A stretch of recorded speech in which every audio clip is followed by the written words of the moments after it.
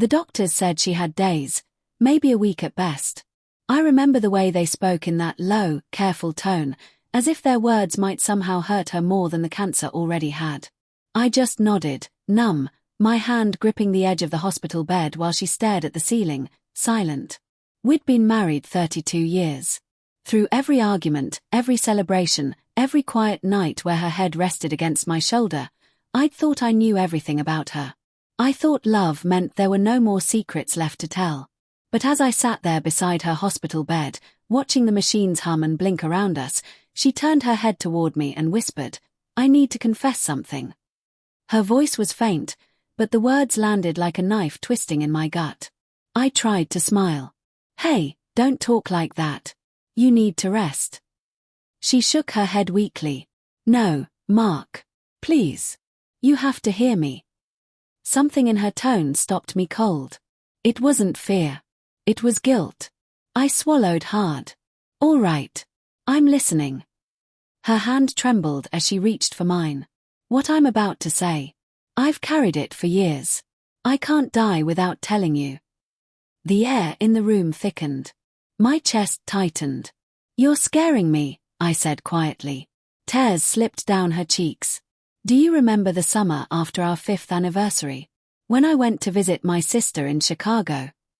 I nodded slowly.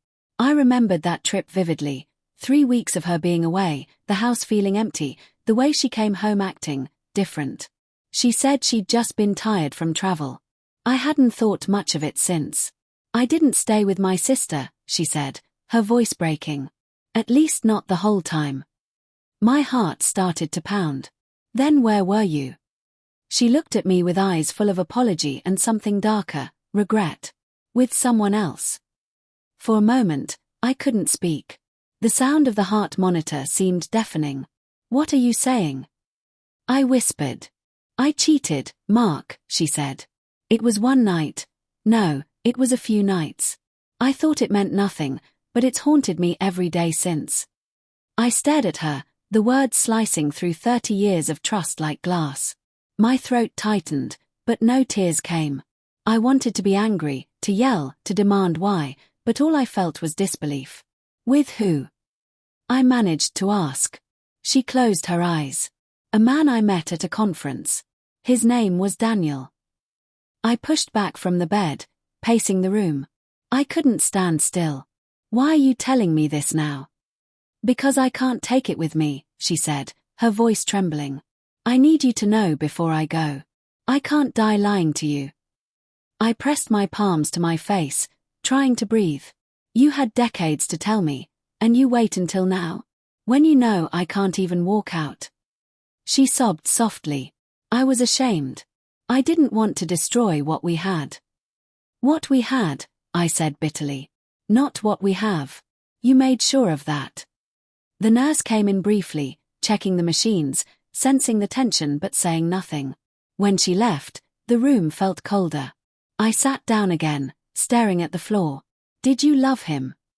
She hesitated. "Too long." "No," she said finally, but her voice cracked. That hesitation burned more than the confession itself. "I thought you were happy," I said. "We built a life together. We raised a family. How could you live with that hanging over us?" She wiped her eyes weakly. "Because I did love you. I still do. That's why it killed me every day. I told myself it was just a mistake, but it never stopped eating at me." I wanted to believe her. Part of me still did. That's what made it hurt worse. For a long time, neither of us spoke. The machines beeped softly, and outside, I could hear rain beginning to fall against the window. "After what felt like hours," she said quietly, "there's more." I looked at her sharply. "More?" She nodded, her voice barely audible. "When I found out I was pregnant with our son, I wasn't sure." The world seemed to tilt. "Not sure?" "Not sure who the father was," she whispered. My mind went blank. I stood up so fast the chair screeched across the floor. "You're telling me this now?" "Now." Her tears came harder. I didn't know what to do. When I told Daniel I was pregnant, he disappeared. I was terrified. But when the doctor said the due date fit, I convinced myself it was yours. I gripped the edge of the bed, my knuckles white. So our son, he might not even be mine. She shook her head, panicked. No, Mark, I believe he is. He looks like you, acts like you. I swear, I believe he's yours. Her words were meant to comfort me, but they didn't. They only deepened the wound. I turned away, my chest heaving. You've been dying for weeks, and I've been here every day, holding your hand, praying you'd live, and this is what you were keeping inside. She tried to reach for me, but her strength was gone. I didn't want to hurt you, but I couldn't meet God with this on my soul. I stared at her, my heart breaking all over again. You already did. She sobbed silently, the sound of it cutting through the hum of the machines. I left the room then. I needed air. I walked down the hospital hallway, past doctors and families and crying children, until I found myself standing outside in the rain. I leaned against the cold wall and closed my eyes. The storm poured down, washing the salt from my face. How do you grieve someone who betrayed you? How do you separate the person you loved from the lie they carried? When I finally went back inside, she was asleep. Her face looked peaceful, too peaceful. The nurse met my eyes and nodded quietly. She was gone.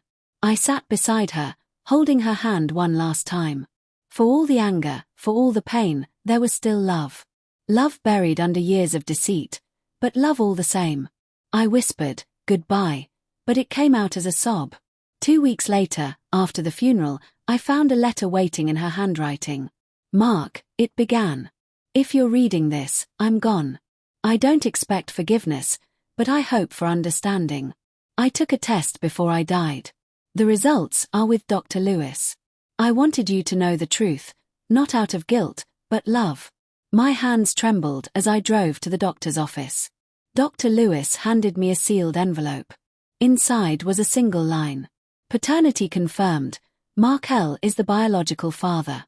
I sat in my car for nearly an hour, the letter in my lap. The relief came slowly, mingled with grief and anger. She had been wrong to lie, but she had been right to tell me before she went. That night, I visited her grave. The air was still, the sky grey with the weight of fading rain. I wish you hadn't waited so long, I said quietly. But I guess you finally told the truth. I placed the test result beside the flowers. He's mine. And no matter what you did, he'll know I loved you. The wind rustled the leaves, almost like a whisper.